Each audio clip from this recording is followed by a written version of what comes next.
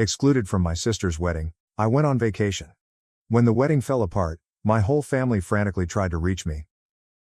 "You're overreacting. It's just a wedding," my mother said. I was not invited to my own sister's wedding. Instead, I scheduled a trip. Days later, my relatives blew up my phone. I sat there, staring at my screen, reading the message for the 5th time. "Hey, just wanted to let you know the guest list is finalized and we had to make some tough cuts. Hope you understand. Love you." Tough cuts.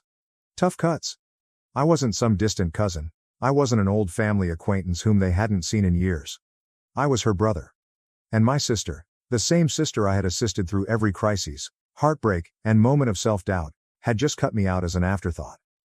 I glanced at the screen, a slow pang of unbelief spreading into my chest. I nearly laughed, because this had to be a mistake. I took up the phone and called my mother. She responded on the second ring, her voice upbeat. "Hey sweetheart, what's up?"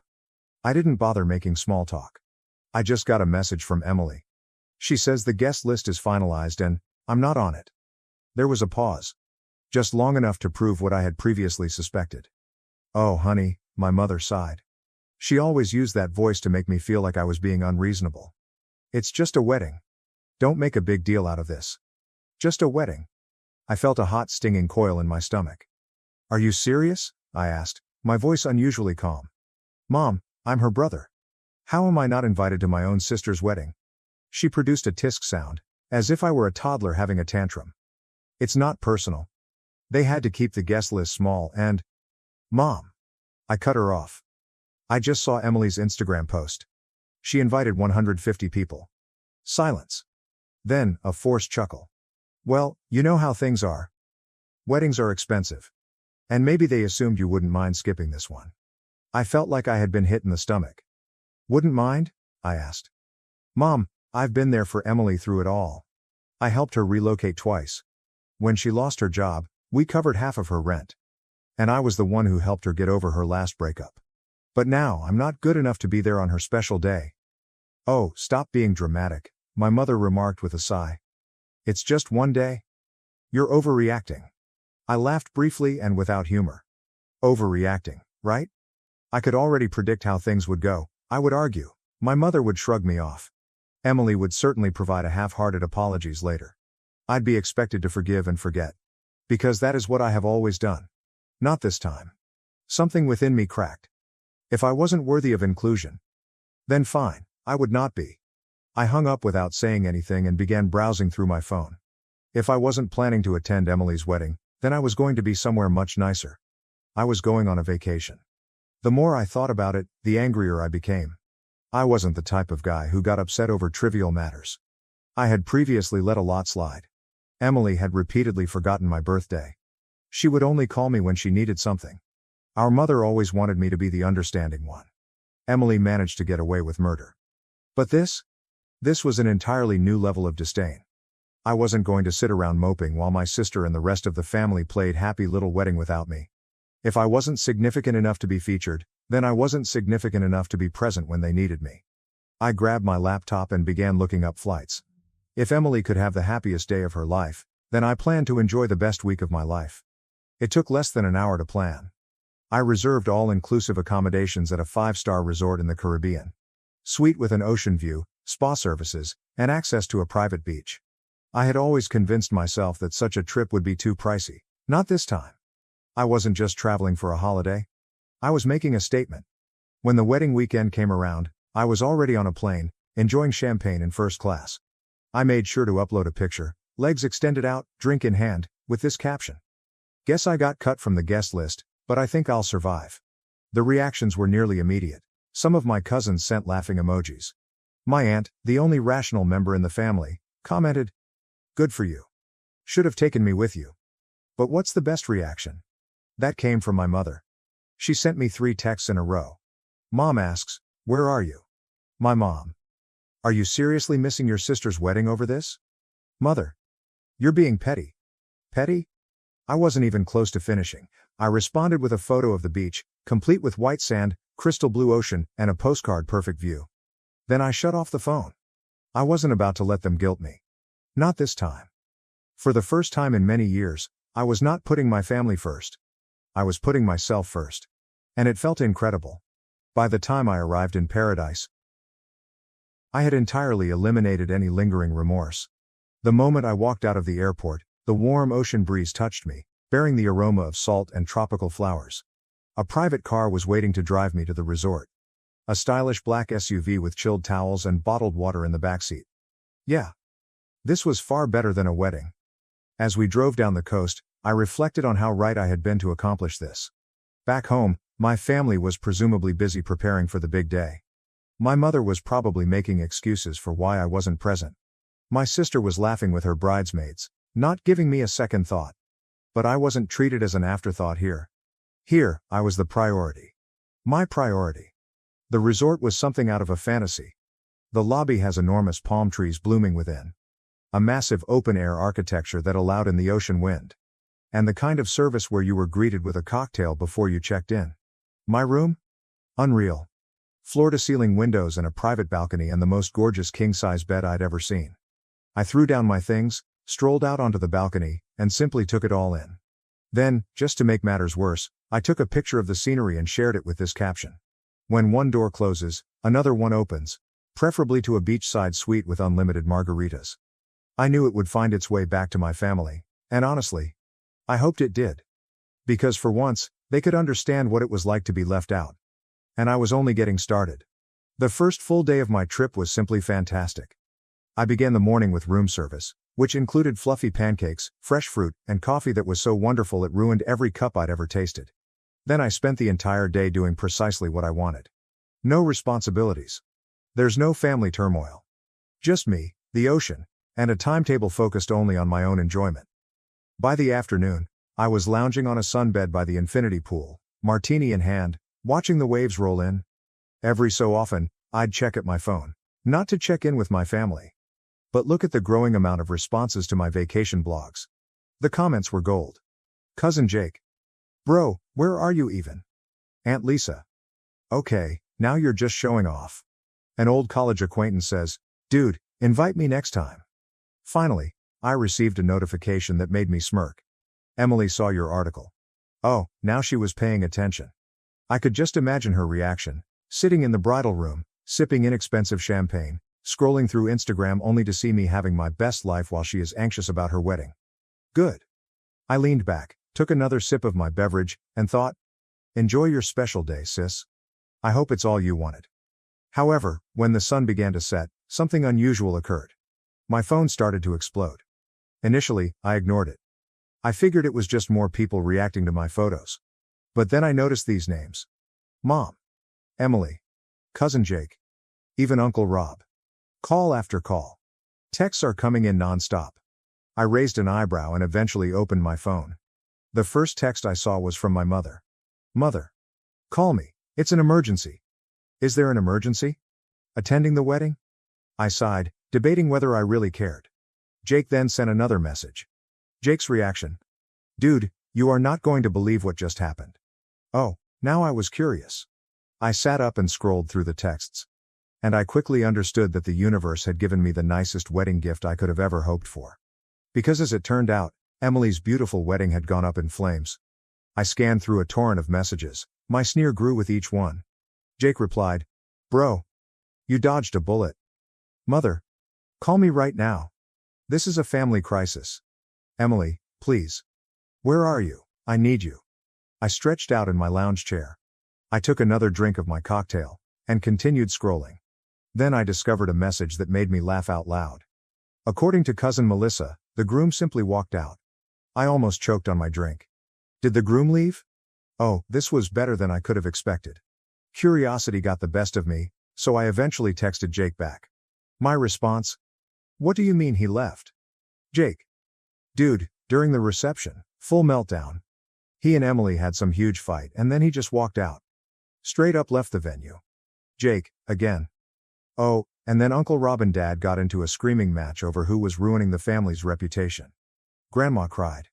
The venue cut the bar early. It's a mess. I leaned back, smirking. My sister had refused to let me attend the wedding, believing that she didn't need me. And now? Suddenly, I was the first person they all ran towards. I could already hear my mother's voice in my brain. You need to fix this, Emily is devastated. Yes, no thanks. I opened the following message. It came from Emily. Emily says, answer your phone. Please, I need you. Oh, suddenly I was significant. I took a deep breath and typed back a single response. Me. Sorry, I'm a little busy enjoying my overreaction. Hope the wedding was fun. And then, I blocked her phone number. I blocked my mother. I also blocked Jake, just in case he got drawn into their guilt trip operation. Then I turned my phone to do not disturb mode, waved over the bartender, and ordered another drink. Because, while my family spiraled, I was in paradise. And for once, I wasn't bothered. The following morning, I awoke to the sound of waves breaking on the shore. The aroma of sea and tropical flowers wafted through my open balcony doors. I stretched and yawned. And for one lovely minute, I almost forgot about the pandemonium at home. Almost. Then I looked at my phone. Even though I blocked the majority of my family, I still had more than 20 missed calls from random numbers. They tried everything to contact me. Several voicemails had slipped through. Despite my better judgment, I pressed play on the first one. Mom's voice, frantic. I don't know what you think you're doing, but this is not the time for one of your tantrums. Your sister is devastated and we need you here. This family needs to stick together right now. I rolled my eyes before deleting it. Next voicemail. Emily is crying. I don't understand why you're doing this. You're my brother. I need you. Please, just call me back. Click. Deleted. The following one had me laughing. Jake whispered as if he were hiding in a closet. Dude, Mom and Aunt Lisa are planning to show up at your apartment when you get back. Just a heads up. Also, Grandma keeps saying the wedding was cursed because you weren't there. It's hilarious. Was that a voicemail? I've saved. I tossed my phone on the bed and stepped out onto the balcony. The sun had just begun to rise. Creating a golden glow over the ocean, I took a deep breath, allowing the warmth of it to sink in. Back at home, my family was scrambling to perform damage control. Meanwhile, I was here, sipping espresso while wearing a bathrobe, enjoying the best decision I'd ever made. And the best part? They were now feeling what I had felt when they cut me out. Unwanted. Forgotten. Left out. It was rather poetic, actually. But I wasn't finished yet. I grabbed my phone. I took a photo of my breakfast, which included fluffy pancakes, fresh fruit, and a mimosa that was so brilliant it might blind someone. And posted it with this caption. Starting my day stress-free. Hope everyone back home is doing okay. Then, just for fun, I went through my blocked messages, grinned at all of the missed calls, and ordered another mimosa. I didn't intend to call them back. Allow them to clean up their own mess. I was on vacation. By midday, I was relaxing under a secluded cabana, sipping a tropical drink with an umbrella when my phone vibrated again. This time, the message came from cousin Melissa.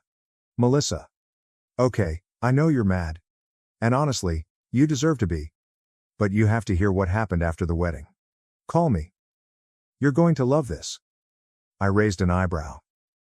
Melissa has always been the only cousin with a brain. If she mentioned that I needed to hear anything, it was probably worth the time.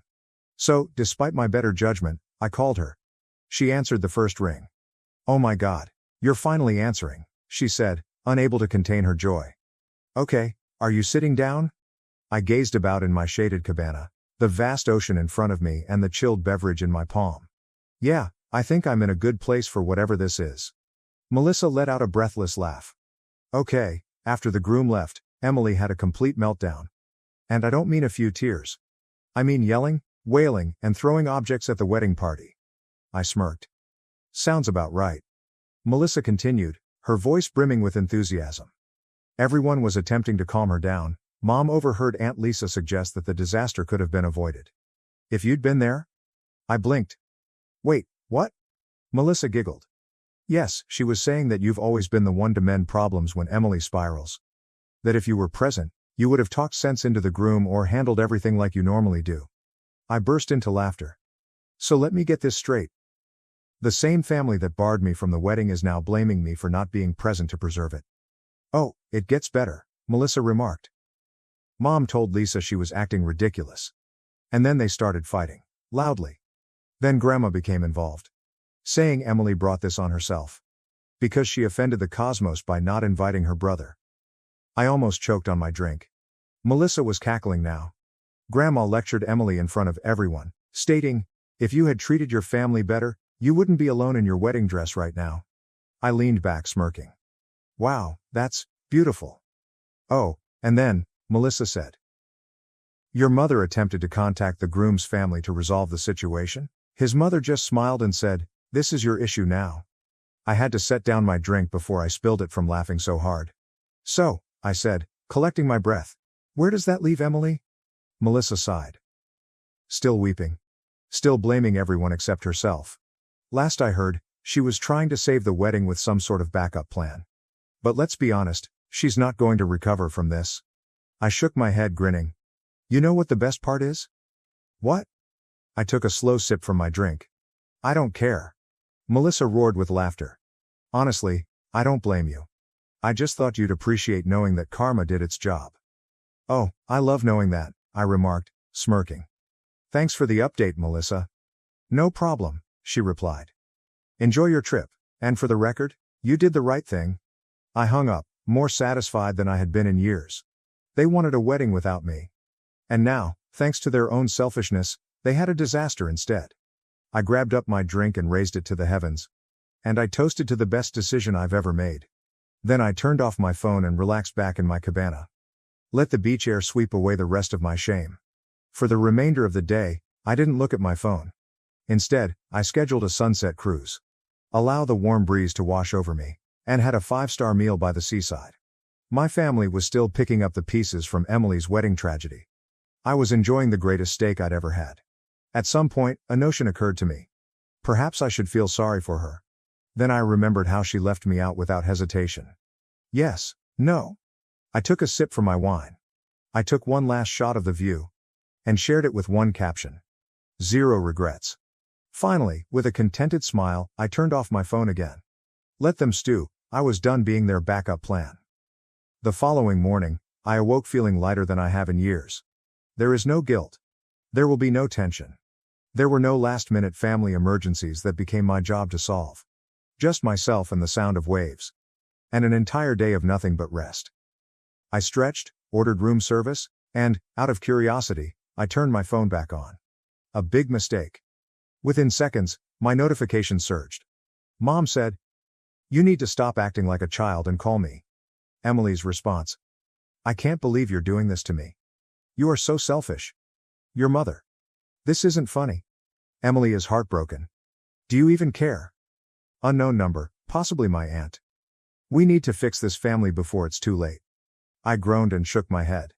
It was almost surprising how swiftly they moved from ignoring me to expect me to cure everything. Then, one message struck my attention. "Melissa. Okay, I understand you are ignoring everyone, but please read this. Your mother is trying to gather the family for a discussion when you return. Just a heads up." I almost laughed aloud. Oh, they assumed I would return as if nothing had happened. As if I'd just come up and let their guilt trip me. And pretend the entire thing never occurred. Yeah, not happening. I quickly replied to Melissa. Thanks for the warning, but I won't be there. Melissa says. Wait, what do you mean? Me. I'm extending my trip. They wanted to cut me out? Okay. I'm cutting myself off altogether. I could almost see her reaction. A combination of astonishment and amusement. A few seconds later, she responded. Melissa. Okay, that's iconic. Tell me everything when you get back, whenever that is LOL. I grinned, set down my phone, and grabbed up my laptop. With a few clicks, my trip was officially extended. Another entire week. There's no family. There's no drama. No family discussions. Just me and the water. They never allowed me to have peace. And the best part? They couldn't do anything about it. Before going to the beach, I sent one final text. Me, Mom, and Emily. Oh, so you want me around? Sorry, I'm too busy enjoying my reactions. Have fun cleaning up your own messes. Then, for the last time, I blocked their numbers. I put my phone down. Ordered another drink. Let the sun warm my skin. There is no guilt. There will be no tension. No regrets. Just peace. And it was the best decision I've ever made. Thank you for watching. If you haven't subscribed yet, please do so and hit the notification bell to stay updated with more shocking real-life stories happening around you.